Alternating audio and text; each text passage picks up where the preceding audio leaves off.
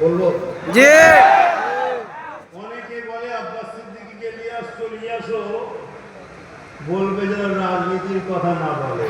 ঠিক ঠিক ঠিক যারা এই কথা বলে আমার ডাউট একটা নিশ্চয়ই গেছে ঠিক ঠিক পাগলের মতো বকে কেন? ঠিক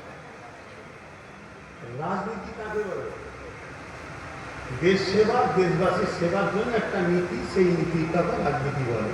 কথা বুঝে আসছে? ঠিক আমার ভাষায় অন্যায়ের বিরুদ্ধে ন্যায়ের পক্ষে থাকাটাই হলো রাজনীতি।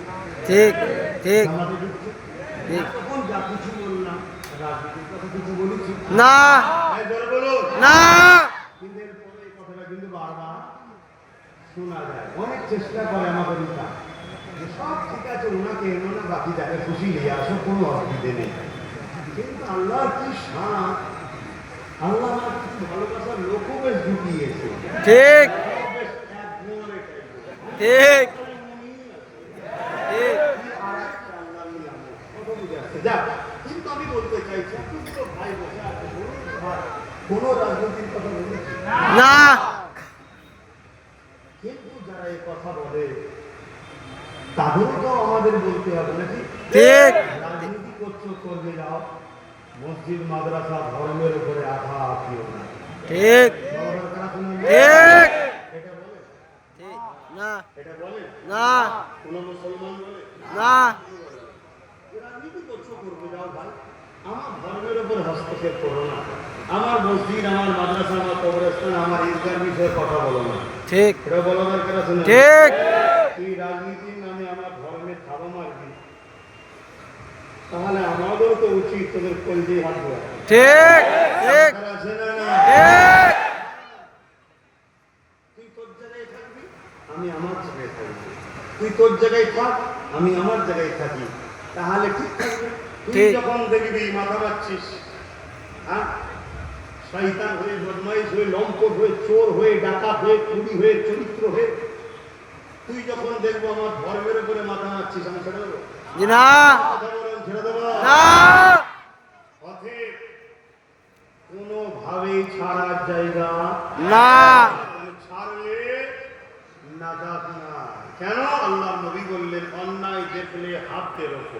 অন্যায় দেখলে হাত দে রকো এই যুবকরা মন দিয়ে শোনো। জি কোটি কোটি লোক তো মরছে, আর জানাজা হচ্ছে, কবরে কি হচ্ছে খোঁজ রাখো?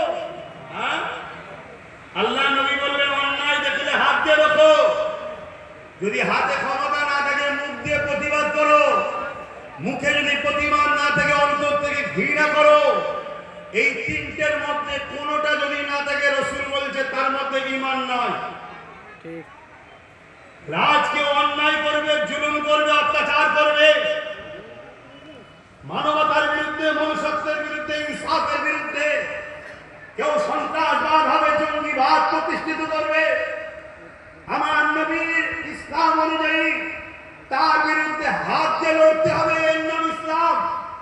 যদি হাত দিয়ে না লড়ো, মুখ দিয়ে প্রতিবাদ করতে হবে, এর নাম ইসলাম। যদি মুখ দিয়ে প্রতিবাদ করতে না পারো, কমসে কম তাদেরকে ঘৃণা করতে হবে। এই তিনটের মধ্যে কোনোটা যদি না থাকে, রাসূল বলছে তার মধ্যে ঈমান নাই। কথা শুনছো তো? জি তাহলে তোমার জন্য কি আমি বেঈমান হয়ে যাব নাকি?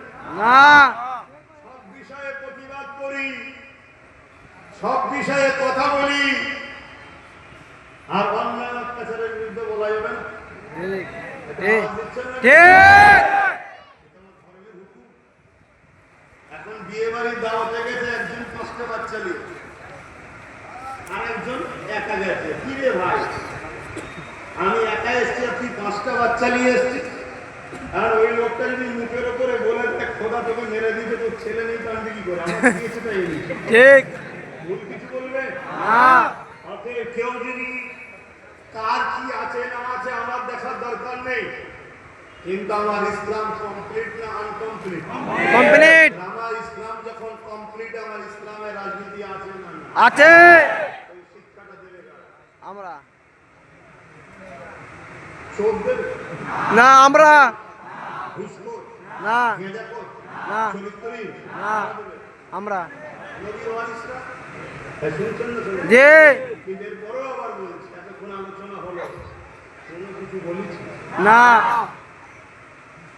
ব্যাপারটা ঠিক কেমন জানেন, নবীর গোলাম যদি কেউ হয় না, সে যদি চুপচাপও থাকে তাও কিরে মাকড়দের অটোমেটিক স্টপ হয়ে যায়।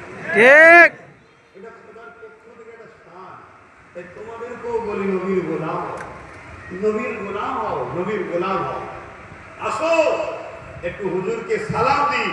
তবে একটা বিষয় না বলে গেলে আমি আল্লাহর কাছে ধরা পড়বো। তোর দাওয়াতকে আমি সালাম করি, কিন্তু বলতেই আমাকে হবে। ঠিক। নাকি? একটু দাঁড়িয়ে যাও, সালামটাকে দিয়ে